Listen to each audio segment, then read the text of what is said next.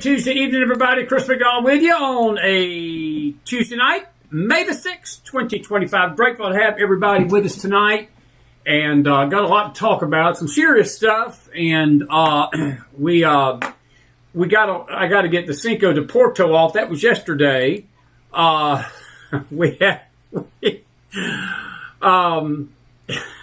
everybody gets the Mac Man. It's okay. We were having a little fun last night on Cinco de Mayo Day, and we're going to be somewhat serious tonight. But there will be a moment in this tonight. I'm sure we will let the caller down and talk. Be a little light with you as well. I do want to say from my beautiful wife Kathy, thank you all today for the beautiful birthday wishes, and she appreciates them. She can't get to every one of you, but she said, you're going to be talking to all of them tonight, so just tell them for me, and I will. Happy birthday. Thank you for the happy birthday wishes for her tonight, and she appreciates them deeply. We've got a breaking news story tonight and several videos, which we're going to get to. I want to address something first, though, because we wanted to do this last night, and the time got away from us. We started doing the videos, and we didn't get a chance to address it, and I want to make it the subject of the show tonight, the Conclave of Evil Intent. I'm going to go ahead and tell you, we talked about this today on the radio, and I actually got a text from Angeline, our producer, and she was really grateful we did, complimented the show this afternoon. And it's always good to hear from your boss, and they tell you, you did a good job, and I appreciated what she said.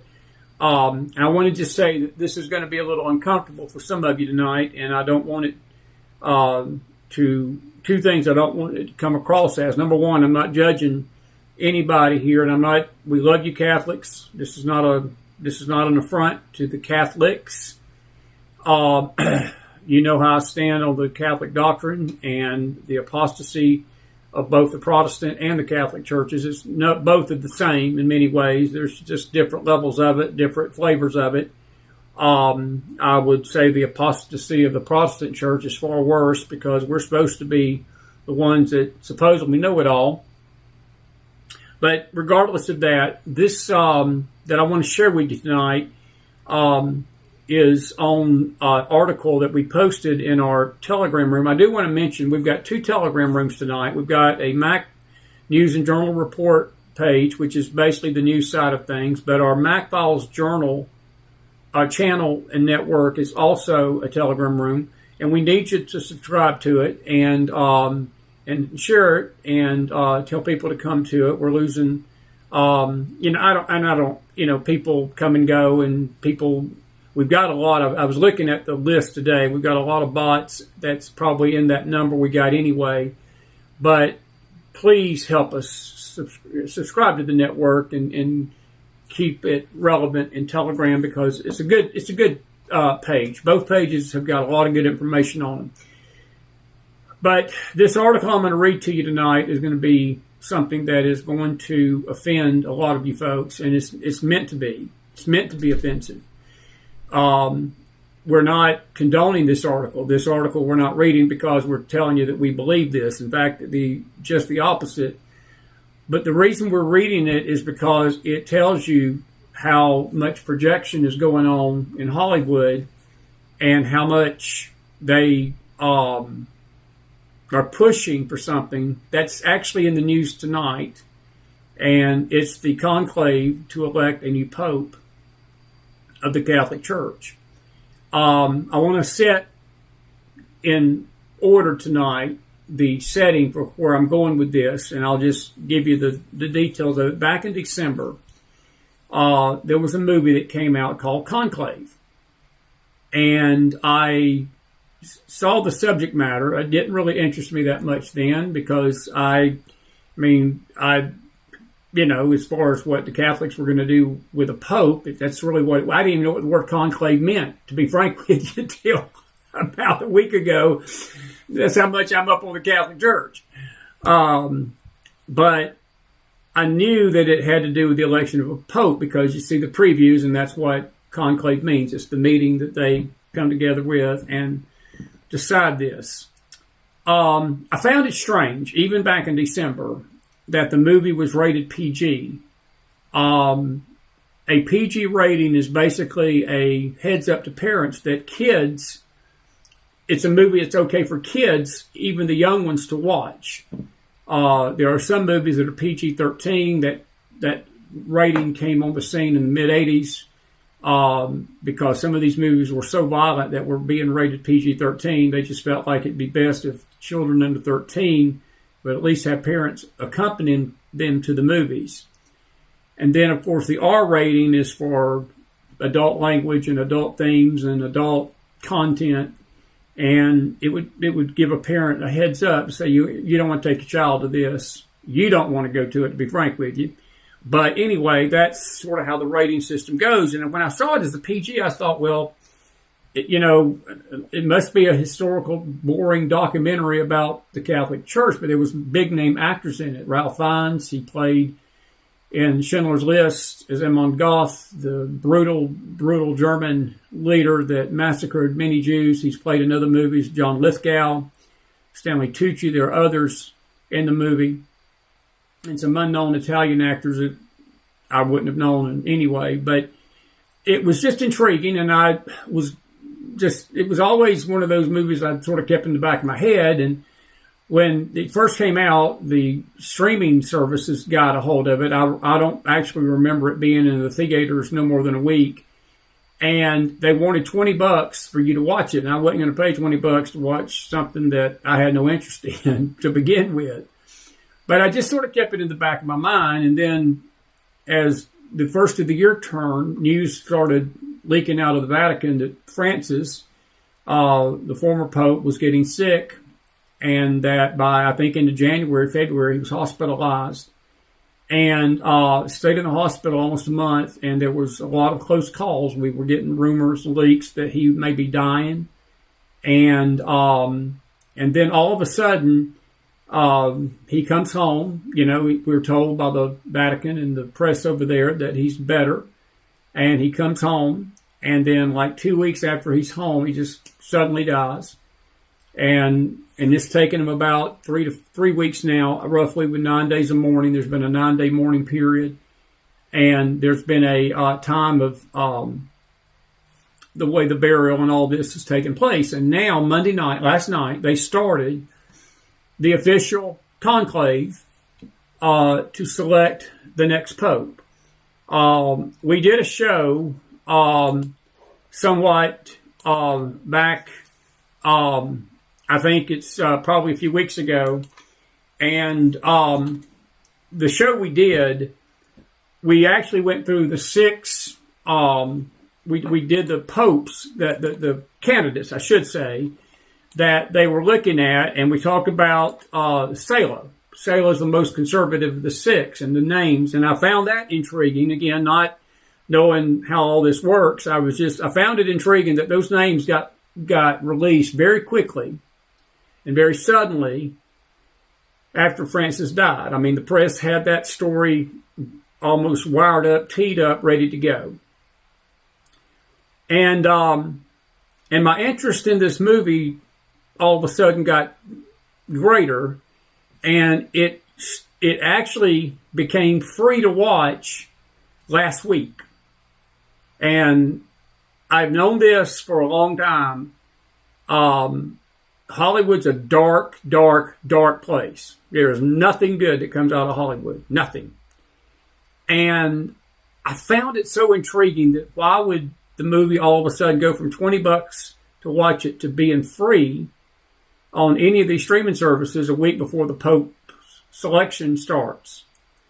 And when I watched it over the weekend, I went into it with an open mind. I was like, well, let's see what we got here. What's this about? The movie, probably it was about an hour and a half, 2 hour movie. And the first, I'd say 90 minutes it was intriguing. It was talking about the sort of the backroom deals and the backroom discussions and some of the ins and outs of the popes and the candidates and the political jangling. There was a lot of political maneuvering, and one pope was, somebody brought a nun in that he had fathered a child with 30 years ago to get him out of the running. Another pope, they were digging dirt up on him. And I say pope, I'm saying candidates for pope, cardinals, bishops, whatever. And then there was this two or three that were emerging as the finalists. You had a conservative, you had a moderate, you had a very liberal pope, you had a pope that wanted to take the church back, or a cardinal wanted to take the church back to more traditional, hard line values of the church way back in the day. And all of a sudden, out of nowhere, this candidate comes forth, this cardinal comes forth, and he is a priest, it has been a priest, a cardinal in Kabul, Afghanistan. He's Hispanic. He's a 50-50 chance that he will be the next pope. And I think that the Vatican, the press, has And he gives this rousing speech after they had taken 9 votes and could not come up with a majority. So he comes up and he gives this rousing speech and basically causes the conclave, the group, to coalesce around him. And just out of the blue, with his name not even being on any of the first, second, third, fourth, fifth, sixth, seventh, eighth, or ninth ballots, boom, gets named Pope. And they're going crazy. And right prior to this, the only thing that they knew about him, because he was an unknown, one of Fines's, because he was sort of, Fines was the head of this church. He was like you Baptists understand this, and I'm a Baptist, and I'm Baptist, I say this, I love you guys. I get emails from people saying, I'm just offended you pick on the Baptist, and I get accused of picking on everybody these days. But we used to have pulpit committees in the Baptist church. I'm a Baptist, I get to pick on my own. It was sort of like the pulpit committee. That's what the conclave is. It's a pulpit committee. And Fines was the head of the pulpit committee. And his assistant came to him right prior to this vote, and he said, there's something amiss. He said, we've heard about a clinic that this bishop was in, and we can't be sure what was going on there. We think, because it was in Afghanistan, that maybe he was rescuing children. So Fines didn't say nothing, and the nomination went through, and he got elected. And then right after the vote, where this unknown was nominated and named, the assistant comes back, and he says, we understand now why they kept the clinic secret, because they couldn't get information on the clinic. And I'm going to give this to you. And again, I hope I'm speaking to adults tonight. And please leave your comments off for right now until I get to the end of this. We're going to give you a chance to chime in. I'm going to warn you, this is going to be a little adult. It's going to be a little uncomfortable for some of you, but uncomfortable it needs to be.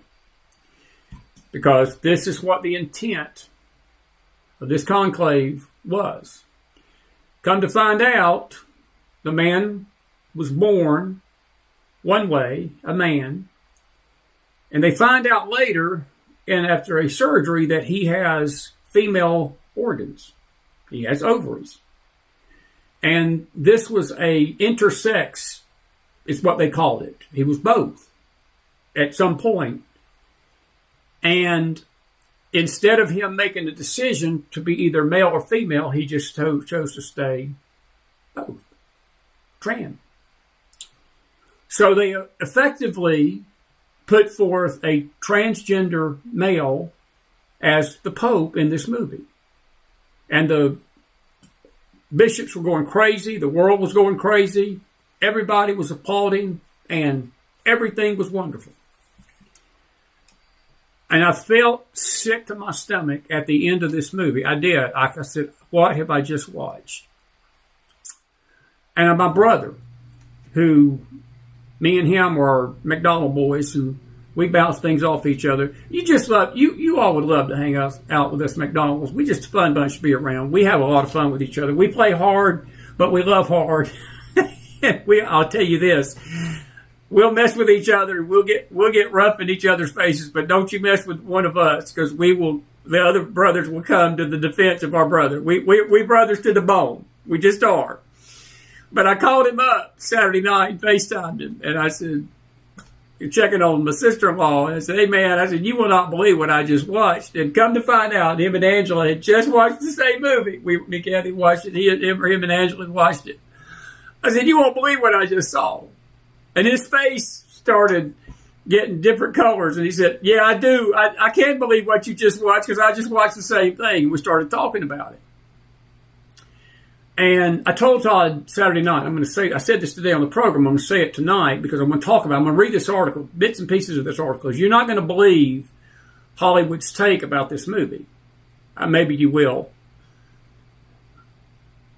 But I have absolute no problem saying this tonight, folks. That was projecting something that this world is headed towards.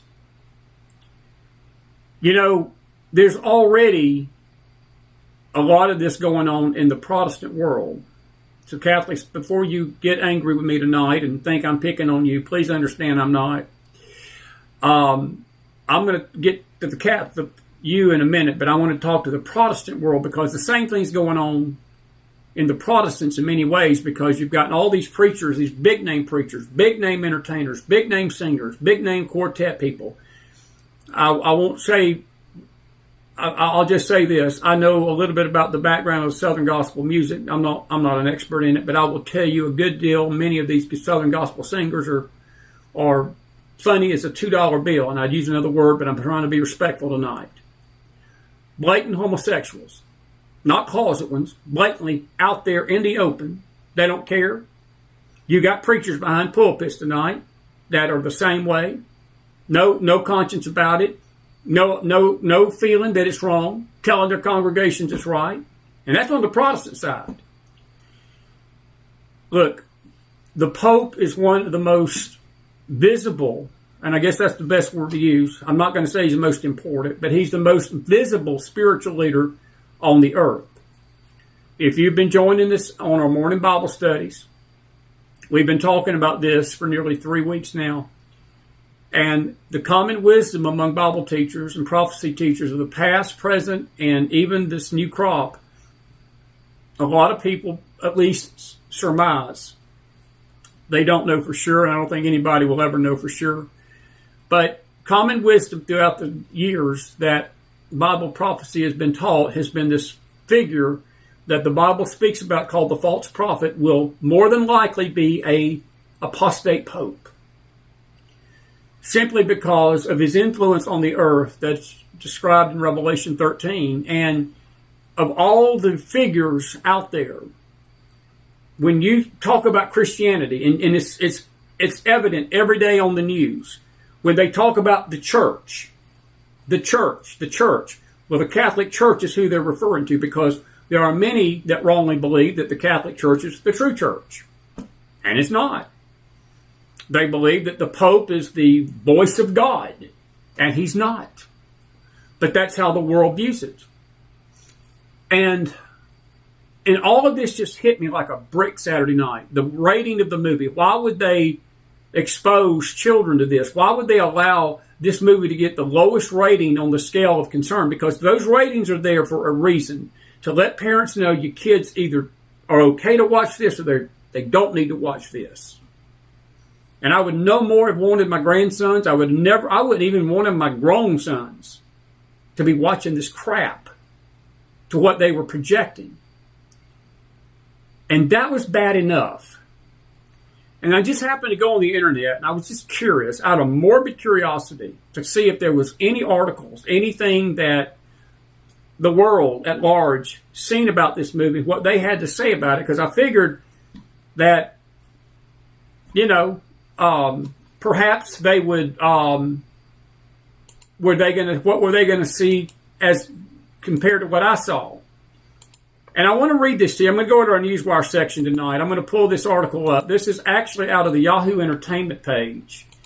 And we're going to read a little bit of this article. I'm just going to read a little bit of it with you. This is the character right there.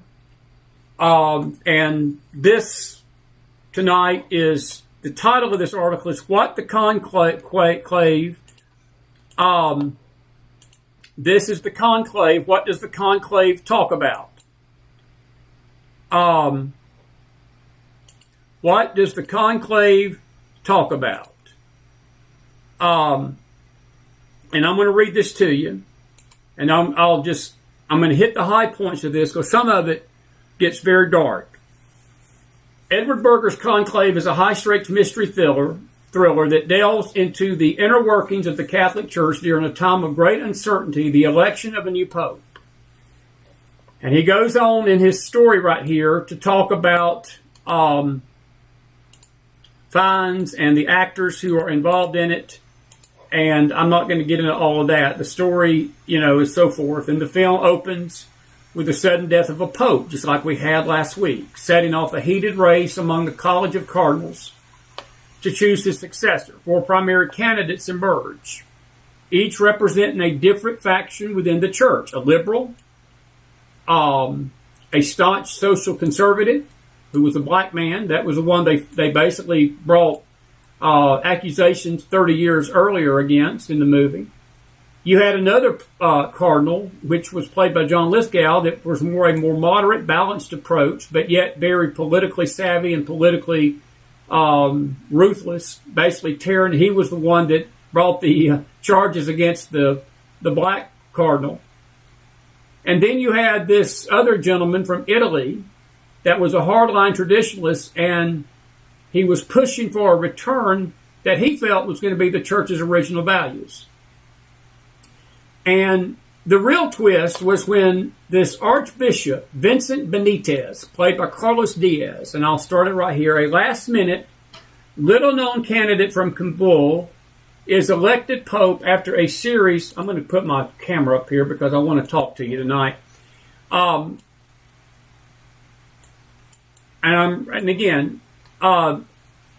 told you this. I told you this that night we did this. I gave you the titles of the candidates. I told you, just as sure as I'm sitting here, I said, I believe that there is a possibility that there's somebody out there that we don't know about that they're keeping hidden.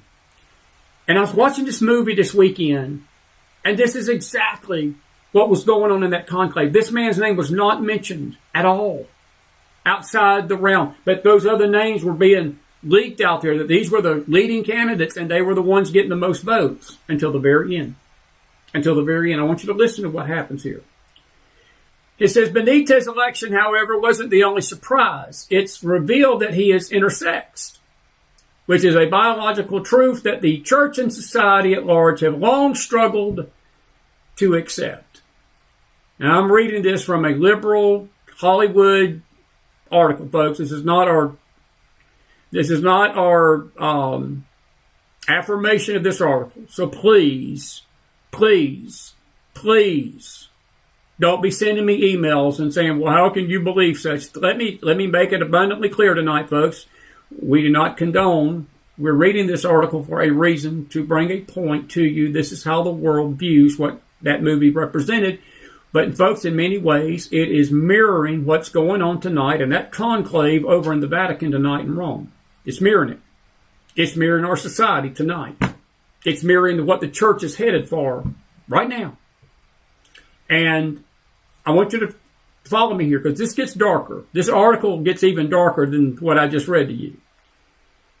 Assigned male at birth. That was what he was assigned at birth. He was unaware of his female biological traits until adulthood, which in the movies, I guess that happens. In real life, I don't find that as easy to believe. Benitez's intersex body challenges not just the church's teachings, but society's rigid understanding of gender and identity. You see how they're framing this? When Benitez is confronted about his intersex identity, by the way, he was not confronted about this till after he was elected Pope, he doesn't shy away from it. He embraces both his male and female biological traits, stating, quote, I am what God made me. Now, how much of that have we heard over the last 5 years, 6 years from the transgender community? And I want to make it clear tonight, this is not a show of judgment about any group. I'm trying to make a point about where we're headed in an apostate system, and we're headed there rapidly. But he embraces both his male and female biological traits, just like many behind pulpits are doing tonight. And many preachers in the Protestant world claim that they're embracing both sides. I am what God made me, he said. It's a powerful moment that defies centuries of church doctrine, which have long relegated discussions of gender and biological anomalies to the realm of the forbidden or misunderstood. Let me make it clear, and I said this on the show today, and let me make it clear tonight on this Tuesday night. Chris ain't misunderstanding the thing. No, there's two genders. Two. Male and female. I'm not confused about it. Most people that have true faith, let me change that. All people of true faith are not confused about it. And I'm not saying this, folks, in an ugly, mean-spirited way tonight. But you see, this is why, the reason this is so important. Again, of all the figures in the world, of all the leaders in the world, that office of the Pope is seen as the most visible. And sadly, billions believe that that church, the Catholic Church, is the true church on this earth. So if the true church would embrace such, then they'll believe, hey, if the true church embraces it, God must embrace it. And you've got this character saying, well, this is how God made me. Sounds familiar, don't it? When Benitez is confronted, this moment is fittingly aligned with Lawrence's earlier preaching. Lawrence was Ralph Fiennes. He said, quote, this is what he said. He was having a faith crisis, and this is what he said. Our faith is a living thing precisely because it walks hand in hand with doubt. If there was only certainty and no doubt, there would be no mystery. And therefore, no need for faith. Let us pray, and I want you to listen to what he prays for. That God will grant us a Pope who doubts. In other words, doubts his faith. Let him grant us a Pope who sins and asks for forgiveness and who carries on. Not repentance, by the way, but he just sins and, I'm sorry, Lord, and keeps doing it and don't embrace faith. Benitez's acceptance of his own complex identity, despite the church's long-standing rigidity, complements Lawrence's call for a faith that acknowledges uncertainty and embraces the mystery of existence when it doesn't neatly fit into traditional categories. Benitez's story is about an individual's acceptance of their body and what that acceptance symbolizes on a larger scale. His identity as an intersex person tests outdated notions of biology and gender. They're slapping at the conservative view of male and female. They are slapping at the Christian faith there, folks. They're slapping at the idea that if you're born a man, you die a man. If you're born a woman, you die a woman. It don't matter what you do and don't do to your body. You're what you are at birth. And I want you to listen to me now. Listen to me. It gets darker. These concepts that society and institutions like the church have unbendingly defined for centuries. Let me tell this writer something. No, it's not the church that has defined this line in the sand. It's the Bible. God has defined it. And God's been around for more than centuries. God's been around for all eternity. And when he created Adam and Eve in the garden, that's when he defined the person of manhood and the person of femalehood. He took that man, put him to sleep, took woman out of the man, male and female created to them. And then when they were united, they became one flesh. But they were two different people, two different expressions, but they were never to be, male was never to be female, and female was never meant to be male. It gets darker. Really darker.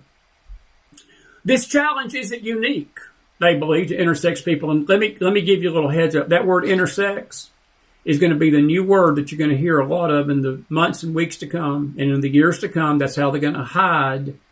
The trans community is going to hide behind that word.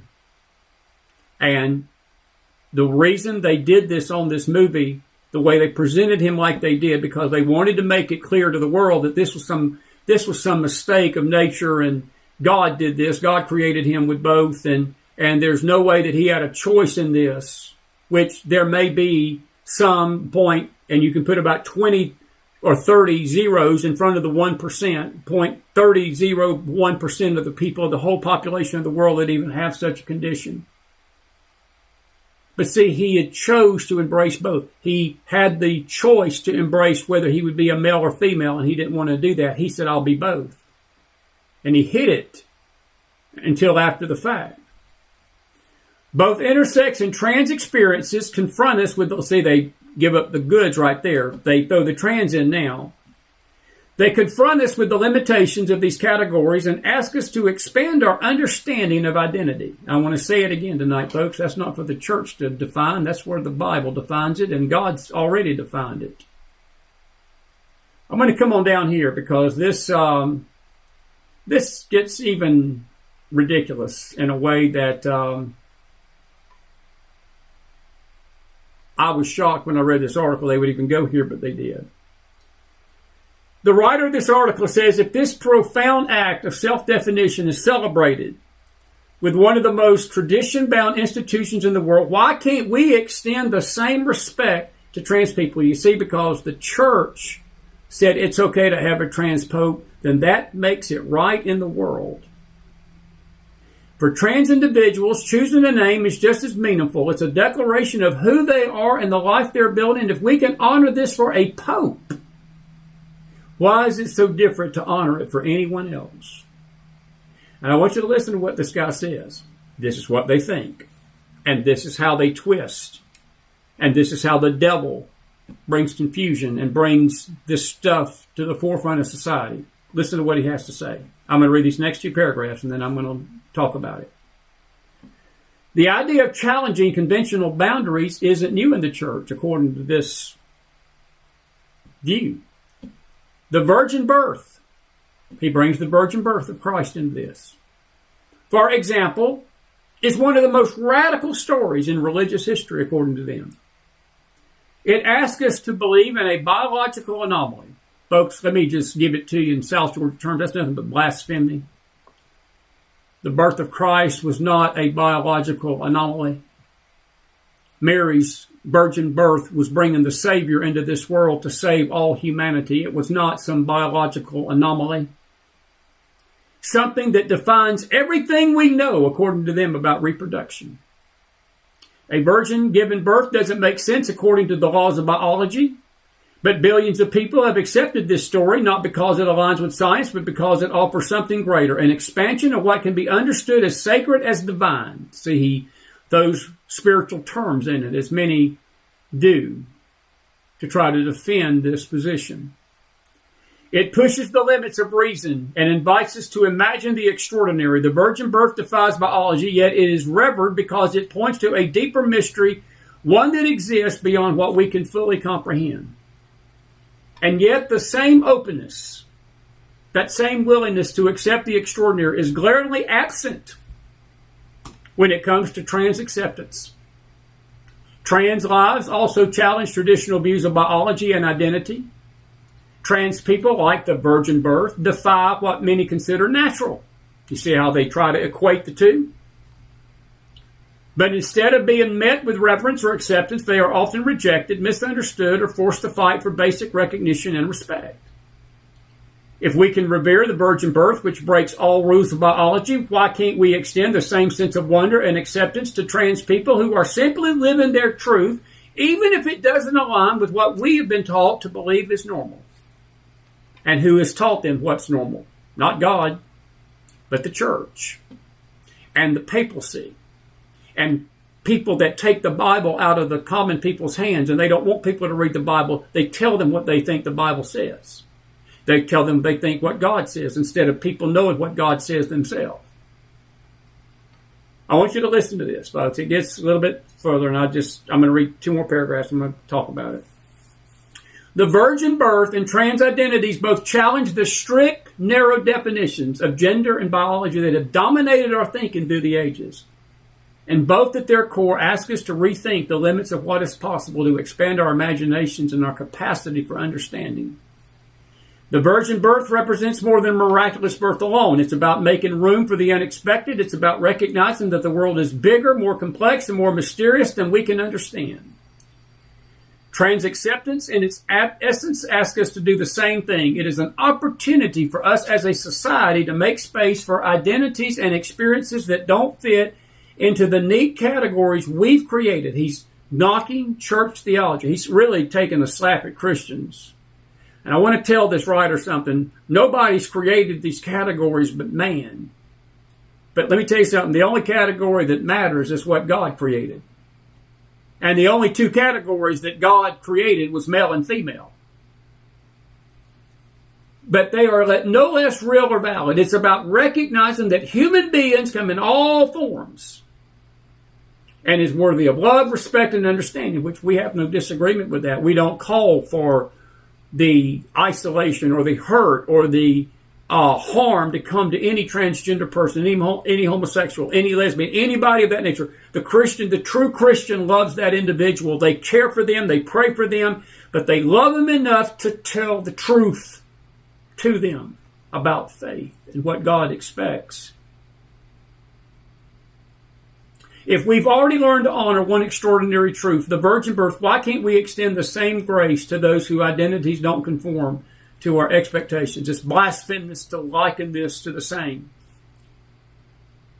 And then he goes on to say, as the conclave shows us, the power of identity is profound. It shapes the way we see ourselves, the way others see us, and even the way we interact with the world. Archbishop Benitez's choice to embrace both sides of his identity, his male and female biological traits, confronts the deep biases we hold about gender and identify. It challenges us to consider the ways we treat those who don't fit into society's boxes. That was the purpose of that movie. That was the message of that movie. That was what that movie wanted to project. That is what they want. And I'm going to say something. You don't have to agree with this. That's Chris's famous last words these last few months and years. You don't have to agree.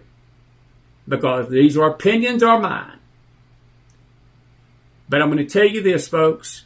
I think that deep down in the soul of this woke culture within the Vatican and in the Protestant church, you're going to wind up seeing a trans pope before this thing wraps up. And I would not doubt, even now, while they're talking behind the doors, that this has not been brought up. And you say, well, the media has given us 6 names, and these are the names that they're looking at. Well, I tell you, if you watch this movie, it was the same thing. There were 6 main names. There were main names in the group that people had nominated. And then all of a sudden at the end, it's not these names that come forth. It's this one right here. He gets nominated and elected immediately without any kind of discussion. Just boom. 9 votes and boom. He's elected without knowing his background. And then when they find it out, they do nothing. They applaud. They applaud. Now, I'm going to come back over here. I'm going to make it clear.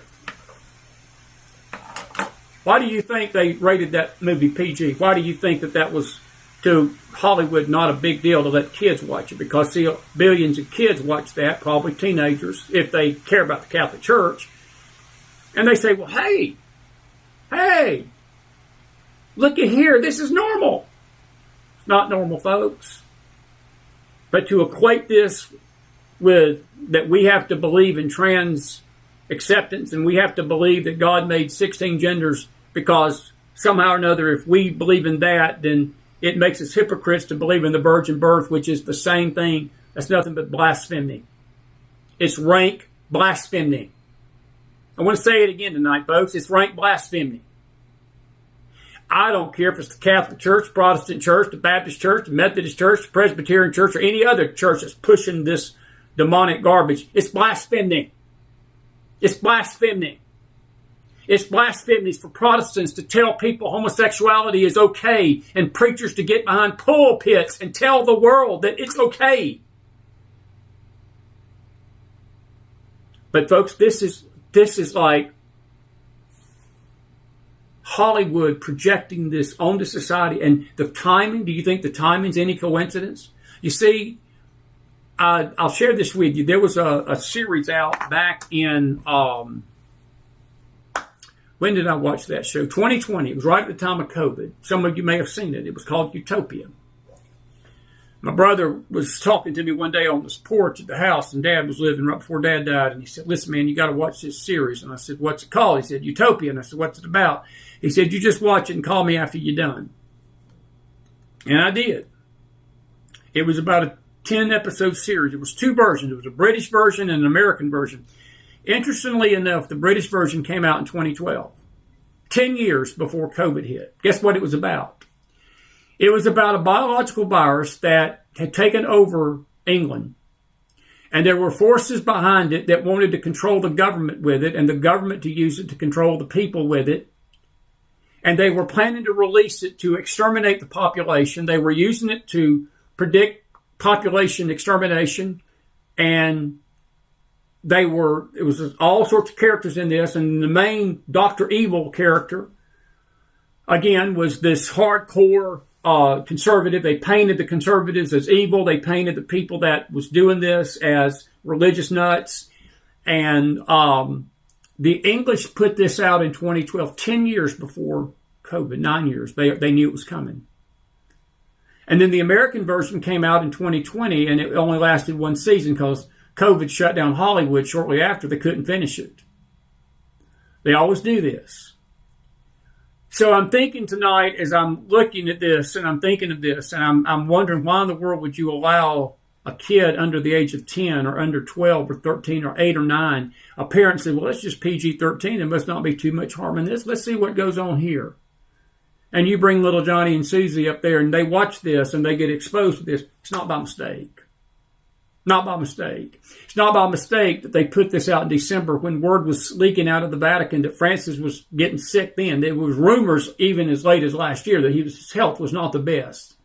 I remember doing some stories that his health wasn't the best. And then all of a sudden he goes from not being the best to the hospital to being sick to death, getting better, coming home, and then boom, being dead. And now you've got the conclave going on tonight. At the same time that this movie all of a sudden becomes available to the whole world for free. The whole world can watch it. Now, you can draw your own conclusions about that tonight. We're going to give you a chance to chime in on it at the end. But I just wanted you to know it's out there. And I'll say this tonight with no disrespect meant to anybody. I believe this is what the world is hoping will happen at that Vatican. It may not be now, this time. If there's another one after this one, don't be shocked. If the Lord tarries any length of time, neighbor, that this figure that is the most widely visible in all the world will be tranny. I'm going to go out on another limb. It won't be Donald Trump. We don't know what 2028 and 2032 and 2036 holds. I predicted before this country of America, our time is up on this earth. I'm going to tell you this, neighbor, I would not be shocked if we don't have a trans president. We already had transgender folks in our government for nearly 4 years. We had open, rabid homosexuals. And I know people are out there saying, well, that's just mean-spirited and you're sounding mean-spirited and you're not showing love tonight. Folks, I am showing everything in the deepest of love to tell you that this is what's about to tear apart our society. You cannot keep going down this hill. I would be amiss if I told you this was right. This isn't right. This isn't right. It's not normal. And what the world calls normal, what this writer was calling normal, is not normal. It's not. The very fact I'm telling you this is done out of love tonight. But do not be surprised if somebody comes out of the blue that nobody's heard about and is the next pope. I would not be shocked. And I don't have any insight to who it is. I have no clues. The one that I looked at and felt like was the most conservative, he's probably the one that they're fighting the most right now. They don't want him. They don't want him. They want somebody just like the one that passed away just here a week ago. Nothing is by mistake and nothing is done by mistake. All righty. All right. Now that I've got your attention,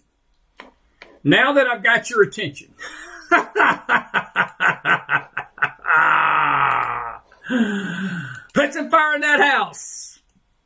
Put some fire in that house if you're with me tonight. Put some fire in that house if you're with me. Man, we got a wild audience already tonight. Put some fire in that house. I'm telling you, folks, this ain't right. But I'm also telling you it's on the table. I'm telling you it's on the table. And I would, if I was a bet man and had the money to bet, I'd put money down. It's being discussed in that conclave tonight. Hollywood never put something out like this unless there's a reason behind it. And you know that article was just as vile and just as wicked and just as demonic reading it as watching that movie at the end. And I watched this thing for, again, it was about a 2-hour movie. In the first hour and 35 minutes. There was hardly any language in it. It was a pretty general, just process movie. It's almost like a historical movie. It's what goes on behind closed doors in the Vatican Church. And I was like, well, it's a pretty decent movie. And, they're fighting each other and, accusing each other and trying to get the upper hand politically. And then all of a sudden, this thing just hits you right in the face at the end. And you realize you've been suckered in to this thing for an hour and 45 minutes. And the last 15 minutes is the punchline. And you don't like the punchline too much. But it's happening, folks. It's happening. All righty. A couple of other things and a very serious story I want to talk about tonight. Pakistan and India are not in a good place tonight. I want to play this video. This is off of one of the Indian, I think it's either the Indian or the Pakistan. I have a son, and I'm going to try to get John on. I'm going to talk to him about coming on Thursday night over in Pakistan. He posted something on his Facebook page tonight that they are under attack in Pakistan. The missiles are being shot from India. There's always this. I remember back in the Bush Jr. years, there was concern of these two countries. Both countries have nukes, and of a nuclear exchange between the two.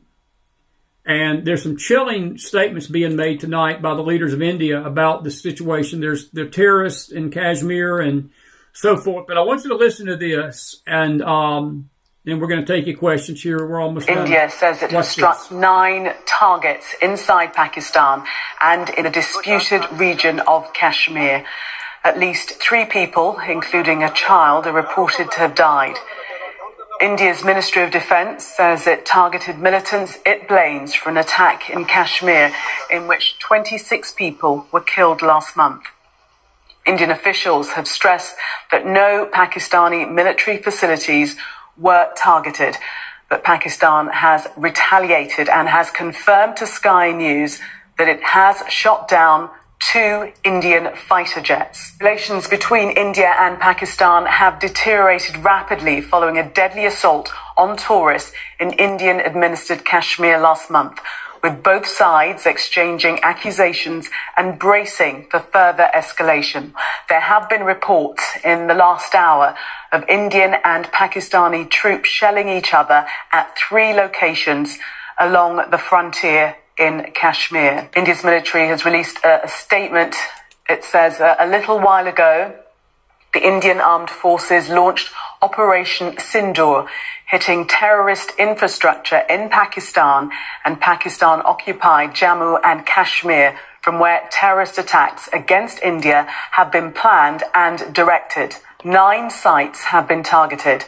Our actions have been focused, measured, and non-escalatory in nature. No Pakistani military facilities have been targeted.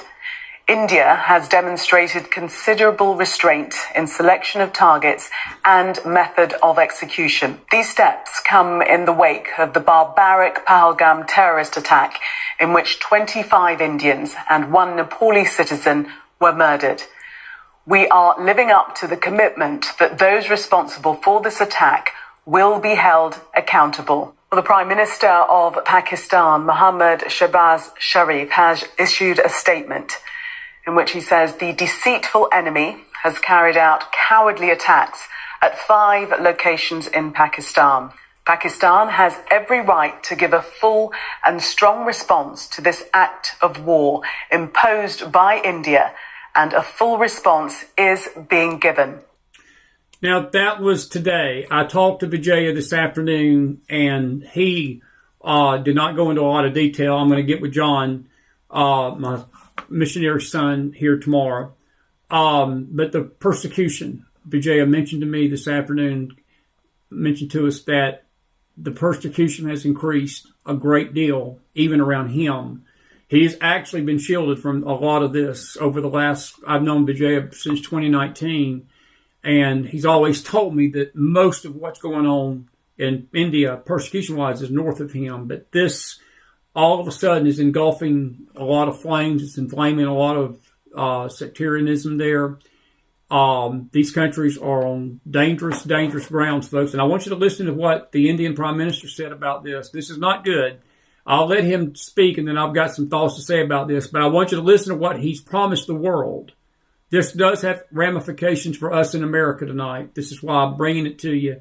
because you need to pray about it, folks. President Trump called it a shame today. It's more than a shame. It's a great danger. Roll the tape. अबे अगर किसी इस किस्म की वो mentality अगर मोदी ने apply करने की कोशिश की, जो गजा में अप्लाई हो रही है, या जो नेतन्याहू अप्लाई कर रहा है, या जो नेतन्याहू के जो अलाइज हैं वो अप्लाई कर रहे हैं, उनको उसको मदद कर रहे हैं, उसको मुसल्लह कर रहे हैं, तो यहाँ पे आगे पाकिस्तान जो है वो उस तरह का जवाब देगा कि तारीख याद रखेगी कि किसी कौम ने आगे से जवाब दिया था। तारीख याद रखेगी। इंडिया हम अगर हमारी एग्जिस्टेंस खतरे में पड़ी, हमारे खिलाफ इस किस्म का कदम उठाया गया कि पाकिस्तान को जो है खुदा न खास्ता जो है हमारी जो एग्जिस्टेंस है वो खतरे में हुई, तो फिर जो है अगर हम नहीं तो कोई भी नहीं है। फिर सीधी बात है।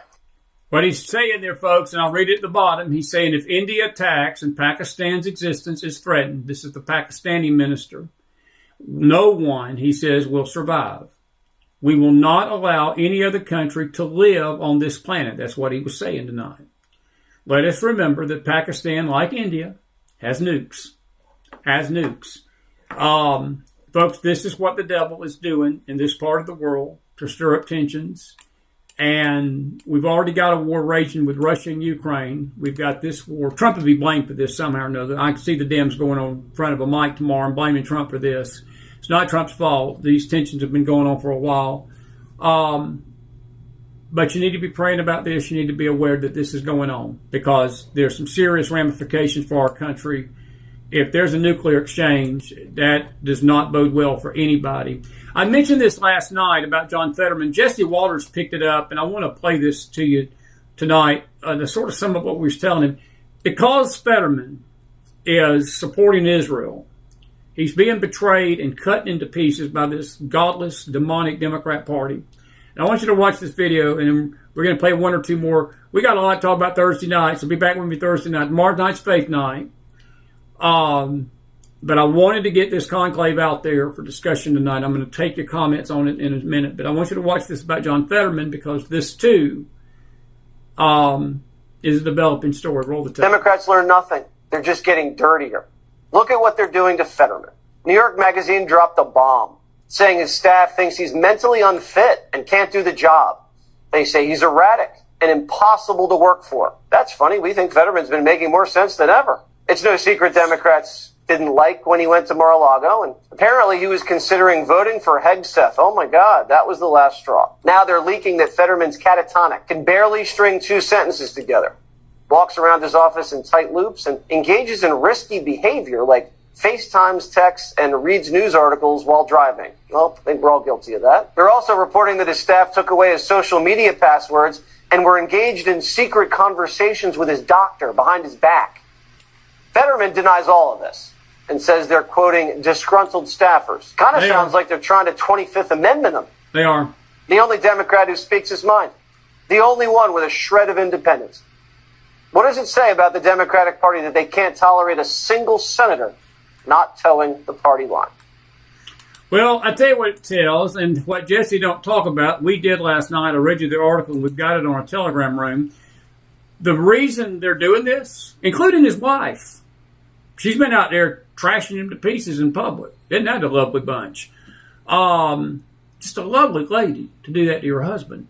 But anyway, they hate the fact that he's basically telling the world that Israel's right to defend herself against Iran and defend herself against Hamas.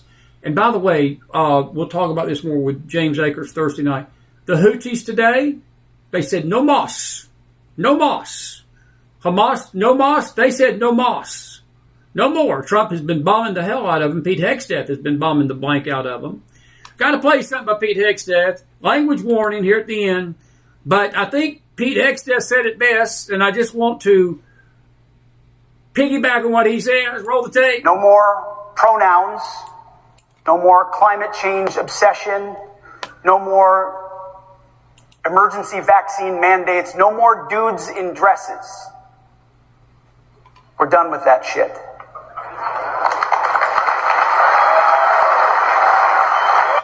We are done with that turd. Way to go, Pete.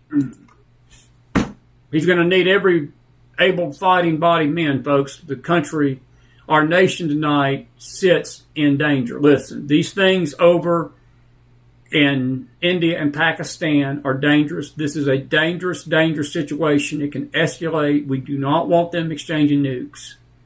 We do not want this to escalate. And I'm praying for cooler heads to prevail. I'm praying that Trump and Rubio can talk some sense into these two nations. But this tension between India and Pakistan has gone way back for decades. It's not nothing new. I remember back in the Bush years that there was concerns, even after 9/11, that India and Pakistan would tangle like this very thing. And there's never been an end to this conflict. And but our prayers for the situation tonight over there, and I pray that things will get remedied. I haven't even talked today about the beatdown of Canada, and I don't have the. I should have. I'll deal with this Thursday night. The other news today was, if you see pieces of Prime Minister Carney's backside on the side of the road when you're driving home tonight, or you're riding down the road tomorrow, you might want to get a box and put it in a box and mail it back to wherever the Prime Minister lives in Canada, because he came down here today to be Mr. Tough Guy, and Trump didn't let him. And Trump basically told Canada today, as he should have told Canada, we don't need your steel. We don't want your steel. We don't want your cars. We don't want anything from you. We just want to be fair. And the Prime Minister didn't like it too much, and he said, well, we can at least agree on defense. And Trump said, yeah, we can agree that we're going to defend you. We're never not going to defend you. We've always defended you, and that's not going to change. And Trump was nice. He was nice about it. He wasn't ugly. And then Carney made it a point to bring up the 51st state thing. Trump didn't even bring that up. But Trump was basically saying this, folks, and I'll play the clip Thursday night. He says, all I want Canada to do is support itself. He said, we can't support Canada. He said, it's not our job to support Canada. It's not our job to pay Canada's bills. And it's not. And it's not. And all he's saying is that if they can't pay their bill, there's a way to pay it. And Trump even admitted today that, him and Trudeau had some very tough words and terse words before Trudeau got voted out. And he told Carney in a nice, gentle way, we're willing to talk to you. We're willing to negotiate anything you want to negotiate. But if you think that the things that have been done in the past are going to keep being done down here, you talking to the wrong amigo. And I felt like that he handled it very well, and he laughed, and Carney said, we'll never be the 51st state of America, and Trump just laughed, as he always does. He said, well, never say never. Never say never. And we'll just see how it goes. But I don't even care about that. But what I do care about is that we got a president that is putting America first. And it's about time. It's about time. He wasn't ugly today. He wasn't telling Canada we didn't care. And I know we got a lot of Canadian listeners. And we love you all. This is nothing personal. This is about our two nations. And I think that what Trump is doing is more than acceptable to me. I don't see anything he's doing that no good leader would not do for their own country. If there was some kind of equitable imbalance, and there was some way that the country has been taken advantage of, and in Trump's opinion, and it's mine too, Canada has taken advantage of America and our goodwill, and it's going to stop. There's nothing wrong with that. And people can get mad about that and steam and huff and puff and all this. And look, if 52% of the country is all that showed up at the polls, you must not be too much concerned about your country, because if that's the voting turnout, and I'm hearing all this stuff about the election was stolen, and it was the same stuff we heard down here in 2020, and maybe it was, maybe it wasn't, you still only had 52% turnout in Canada, folks. And listen to me, if you're only going to have half your population voting, of course they're going to steal it. Of course they're going to steal it. We didn't have 52% turnout in November 24. The mega community got up and we all voted. And there wasn't 52% turnout. There's a lot of people voting in this last election. And a lot voted for Trump. So, all Trump did today was send Mr. Carney back. And look, I have no ill will toward the Canadians. I have no ill will toward Mr. Carney. I don't like him a lot. And I'm very concerned that you Canadians are about to... You got Trudeau light. It's what you got. when you get down to it, that's who you got. You got Justin Trudeau light. And we'll see how this plays out. They both smiled and, did the thumb picture for the camera. I think I've even got that picture here somewhere. Do I have that picture here? I thought I downloaded that. But anyway, I thought it is. I'll find it. But we'll talk about this more Thursday night. I got so much to talk about that we didn't get to tonight. I do want to play one more clip, if you don't mind. And this is from Gavin Newsom. Oh, here it is right here. There's Trump. Yeah, they had the thumbs up. That's Trump and Carney. So we're thumbing up. See, we easy to get along with down here in America. We good. And Trump was just telling him, saying, look, you play ball with us, we'll play ball with you. That's all he was saying. But a tip of the hat to President Trump. And look, we love you Canadians. We protect you. And we're going to, you're part of your neighbors to our north. We need you. You need us. But it's time to deal fairly. It's time to deal fairly. And that's all Trump was saying today. I'm okay with that. Carney didn't like it too much. Well, maybe he needs to go back and rethink those thinkings, because Trump pretty much told him today it ain't going to be any different for 4 years. This is Gavin Newsom on Why the Democratic Party Sucks. And I'm going to take your questions after we this. lost. We lost the popular vote, and we lost the electoral vote. We got crushed. And we need to be humble about that, and we need to have some grace, and we need to understand why. Was it because of the incumbency penalty? Was it because of inflation? Was it because of interest rates? Was it because of immigration? Was it because we were too, quote-unquote, woke? Yes. Was it because of issues with Israel? Was it all of the above? I think we are going through that forensic. We need to understand it. At the same time, we also have to push back against the whitewaters and headwinds of the Trump administration. But, I mean, you're leaving something very important. You're not going to push back against the Trump administration, Gavin. The people don't care about your party. We voted for Trump. What we voted for, we're getting. There ain't no headwinds. Your party has got a lower approval rating than herpes. Okay? So enjoy oblivion. And this perspective that you're all of a sudden having, this come to Jesus moment that, hey, we suck, we lost everything. Yeah, you did lose everything because you were woke. And we were sick of it. We were sick of it. And we're still sick of it tonight. And it is all the above, and I'll add a few more to that. Here is Stephen Smith. I think for the longest time, black Americans have played the role of suckers to the Democratic Party. They've guilted us into voting for them, making us feel as if we're going to be ostracized, creating division within our own communities or what have you to get our vote. That's exactly right. And that's where we're going to put an end to this tonight. It is 10:30 in the East. We've been going an hour and 8 minutes. I'm going to give you 10 minutes, 15 minutes. If you've got a question or a comment. If you got a question tonight, put it in the house. Put it in the house if you got a question. If you got a question or a comment. I will say something we said a while ago, or last night. I think Roger mentioned that 82%, he did not get 82% of the vote. That was not correct. And Laura, I know you're putting it out there as more than 52%. That's what the media's reporting. And if you don't want to believe that, that's fine. But there was not a good turnout. And I will tell you, Pierre Poilievre had a 30-point lead a month and a half before this election, and the Liberals won it. So I'm not here to argue the point with you tonight. We're not here to take sides in this Canadian-U.S. fight. This is not the forum for it. But I will tell you this, that Canada's Prime Minister, and I know it wasn't the first time they met, and I didn't say it was.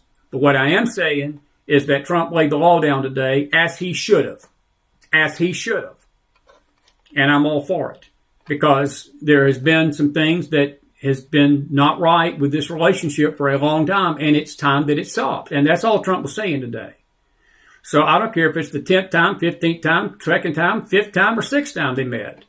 Today, they were meeting about these terrorists, and they were meeting about protection, and they were meeting about things they could come to an agreement with. And,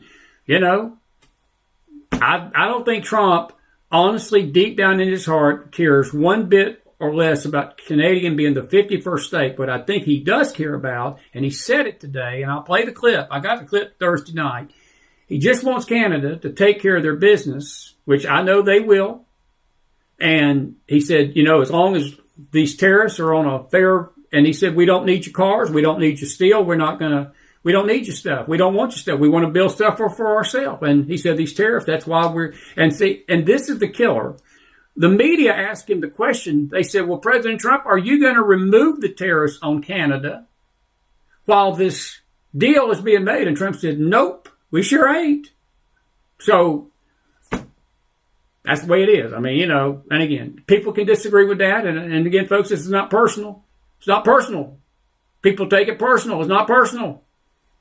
It's business. It's business. I am tired of hearing that it's Trump's fault that Pierre Poilievre lost. It wasn't. Pierre Poilievre distanced himself from Trump. Can't very well blame Trump for that. It's not the MAGA community that Pierre Poilievre lost. Most MAGA people that I talked to supported Pierre Poilievre. I mean, we didn't know who he was. I didn't know that much about him. We saw that one video where he was eating that apple and he was tearing that media guy down, and we thought he was a shoo-in as a conservative. And come to find out, he's just a slick politician, just like a lot of rhinos down here in America are. So I'll just leave it at that. We're not here to fight. Pat and Deb Belvin says, I watched the press conference. The Canadian Prime Minister looked very uncomfortable. His body language was not good. Pat, he was uncomfortable. He was uncomfortable. And, I don't know exactly. Again, I don't know what was going on behind the scenes. Trump's got this thing about the press that he does allow the press in there, and, I'm sure there were things that were discussed behind closed doors, but I will agree with you. He did not look comfortable today. And again, I don't think Trump's purpose was to embarrass him. I know the media's putting it out there that Trump embarrassed him and all this stuff. I don't think that was the intention. But sometimes when you talk to these leaders and it's out there in that public, it's tough. It's like family, Me and my family, we have some tough discussions sometimes. And if we were to have these discussions on this program in the public, y'all would wonder about what his McDonald's are like.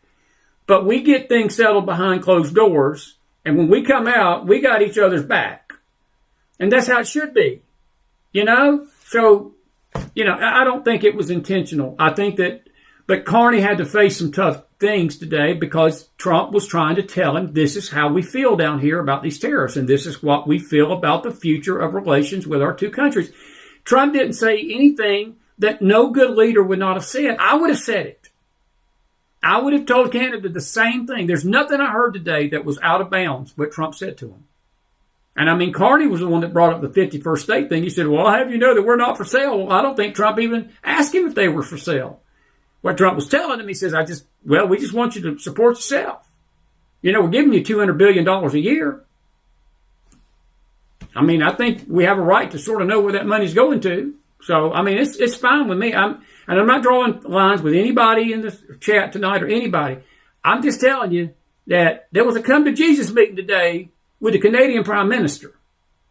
And, that's just the way it is. All right. If you got a question, comment. Dennis, I don't know if Alberta joined in with the USA or not. I don't know about that. I'll check that out. It says, Stephen says, could a nuclear exchange between India and Pakistan destroy surrounding nations? Stephen, absolutely it could. Absolutely it could. It absolutely could.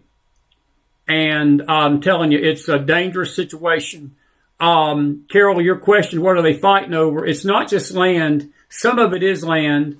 Some of it, Carol, is age-old tensions. You got two different brands. Pakistan is more Islamic jihadist. The Pakistanis are Hindu. Sikh is sort of their militant wing of the Hindu party. That's the group that persecutes Christians and cuts your eyeballs out and puts about 10 spears in you at one time. They hunt down Christians like rabid dogs. They do not like the faith. They do not like Christian believers. And it's two different sects. And they, if you remember, was it Bali in 2002, the nightclub that got destroyed over there in that region of the world? That was not done, actually, that was done by Islamic jihadists against another, what people thought was a Muslim country. It was not. It was a Hindu country. So the Muslims and the Hindus do not like each other. There is a lot of tension and a lot of stuff that is not good. Kashmir, David, that's right. That's some of it. Kashmir. Carol Smith says, I went to the library today, got the movie. We watched it. Ken said Hollywood propaganda. I didn't like it when it stated Jesus was uncertain, quoting Psalms 22. Well, Carol, that's what the purpose of the movie was. Of course, it was a misquote. That's the whole purpose about these Hollywood takes on church movies. And I'm with you. There was a lot of that movie there was a lot of that movie at the end. I was like, did I just watch this crap? Did I just watch this? What did I just watch? And I was just morbidly curious to see what this conclave, because I never even heard the term until last week, what the conclave was. And there was a lot of things, my friend, that there was a lot of things in that movie that was very, very blasphemous at the end and throughout. And even the cardinals and bishops, and Fine's character himself, that had this, there was two of them that had this question of their own faith. They didn't even sure what they believed. And these are leaders that, again, are over the most visible church on the earth. And then you have the situation with the black priest that they conveniently brought a nun into the convent that he had fathered a child with 30 years ago and had kept it hidden for obvious reasons. And all of a sudden, she comes up and reveals that to the bishops that are voting that he had done this, and he has to step aside, and his name goes into the tinker. He was the conservative. He was the conservative. But anyway, if you got questions, folks, Child Muffin says, do you think Trump will step in to help broker some peace since he's close with the Indian Prime Minister Modi? Chow, I do. I hope he does. I think he's very aware tonight that this situation is getting very dangerous. Look, when leaders and defense ministers start talking like that Pakistani defense minister talked about and saying that we're going to not leave any planet safe if this happens, that, look, you need to take them seriously. I know there's a lot of tension. There's a lot of heat right now. Pakistan has never really been our friend. India has been more of a friend to us than Pakistan. It's a complicated relationship between the three countries. I'm sure that Trump is aware of it. Do I think he's going to try? Of course, yes. I do believe he will. I don't know if he's going to succeed, but he will certainly try. Look, he's already trying in Ukraine and Russia, and you see what's happening there. You can't. That's the thing about the United States. We're not the world's policeman. We can only suggest. And, you know, we can only suggest. Cynthia Wicker says, just about 30 years ago, I worked with a lady from India and a lady from Pakistan. They hated each other. It was old hate between the countries. Yes, it was, Cynthia, and it is. And that's a good point. And there is a lot of hostility between the two countries. Deanna Salem says, it sounds like the movie Agnes of God. I've not seen Agnes of God. But, Dan, I'm sure, I think I've heard of the movie. I've never watched it. I think I know which one you're talking about. But all these movies, folks, project stuff that this is how they view the Christian faith. This is how they view it, and this is what they want. This is what they want. Any other questions tonight? We got about 10 more minutes. Chris Davis says, I know that we don't know, but does your gut feeling tell you that this could very well escalate? Of course, Chris, I do. I do. I think that there has been these little brush-ups before, and perhaps cooler heads will prevail. I have a hard time to believe that these nations do not understand the cost of a nuclear exchange. I do not believe that they don't understand that. They don't understand fully well what happens if that happens. Because see, you're literally, India and Pakistan are on the eastern end of the Middle East. They're on they're bordering China, they border Indonesia, they border Japan, all these, the rim there. If you look at that Indonesian rim, it's really a very volatile area of the country. Afghanistan is to their west. And look, that kind of exchange is going to affect millions of people on both sides, and millions will die instantly. I would hope that cooler heads prevail. I cannot say one way or the other. Do I predict it's going to escalate? I think the rhetoric will. I just pray that the actual conflict cools down. We've got to pray for that. We'll pray for that. Good question. Good question.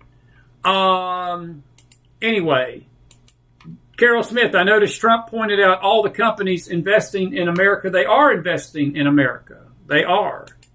They are. Man, we got a good crowd tonight. Good to see everybody on a Tuesday night. We really are grateful for you all being with us on X, Rumble, and so forth. Deanna says, do you think Trump will succeed in the mass deportations of criminals despite these liberal left rogue judges? I do. Deanna, I think that the Supreme Court, I think from what I'm hearing, and, the people that are in the know may be wrong about this. We may be shocked at what the Supreme Court decides.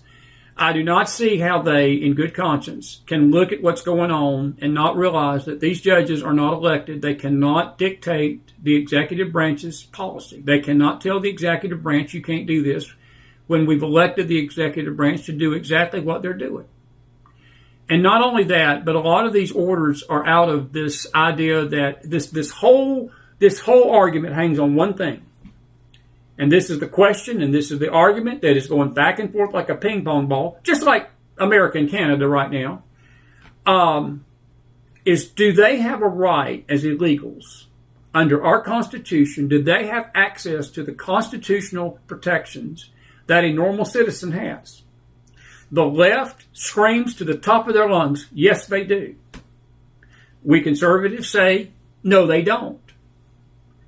They didn't come in here with due process. They just come across our border illegally. You had Jasmine Crockett out there tonight telling some, do I have that clip? We got to get out of here. If I can't find it, I will play it Thursday night. I thought that was it. I'll find it. But she was literally telling one of her hosts that coming here illegally is not a crime. That's what was her quote, and I'll find that. But she literally said that on air and didn't blink an eye saying it, and that's how the left frames it. They say, well, they're not here illegally. They didn't commit a crime. Yes, they did. And not only did they commit a crime, but without citizenship, our Constitution, folks, our Constitution does not guarantee anything to anybody that's not a citizen. Now, that's the political thing. I'll make this spiritual, since the left likes to do that. Well, what would Jesus do, McDonald? What would Jesus do? You Christians talk about such compassion, and you don't want to have compassion on these illegals, and y'all are just hateful people and want to kick them all out. Let me show you how stupid the left is today. This is their new theme song.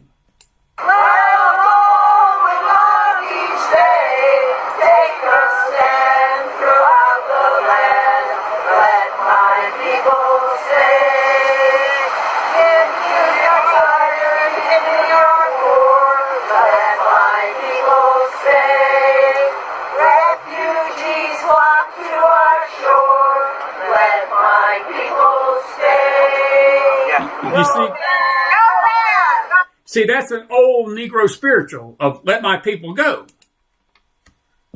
And they're singing, let my people stay. And you see, this is the thing. We do care about those that come here legally. We do care about immigrants, true immigrants. These are not immigrants. These are illegal aliens. And to say that they've got any rights under our Constitution is an oxymoron, folks. They don't. And that's the argument, Deanna. And I could talk about that all night long, and we'll have to pick this up Thursday night because I'm out of time tonight.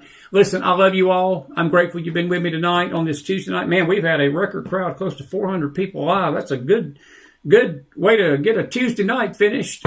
And these opinions are mine, and we stand behind every one of them. And we thank you for being with us on a McFiles Tuesday night, and we will see you back here in the morning on the Face Side, and we'll be back on the Face Side tomorrow night. 2 o'clock tomorrow afternoon, K-Star Talk Radio, and then back here Thursday night on the news side. We're going to be monitoring all these things. Should there be a world shaking, we will come back on sooner, but we'll just play it by ear. Israel's under duress again tonight. The Houthis have told Trump, no mas, no mas, no more. We're done. You've blown us to hell and back, so I think we'll sit this one out for a while. They've told Trump they will not be attacking us no more. That's leadership. That's what leadership looks like. And that's what I'm grateful for. And that's what we voted for. Have a good night, everybody. Be blessed. Take care. And we'll see you back here on the news side Thursday night. Until then, good night, everybody. Be blessed. McFilesforum@gmail.com if you got comments and want to chime in.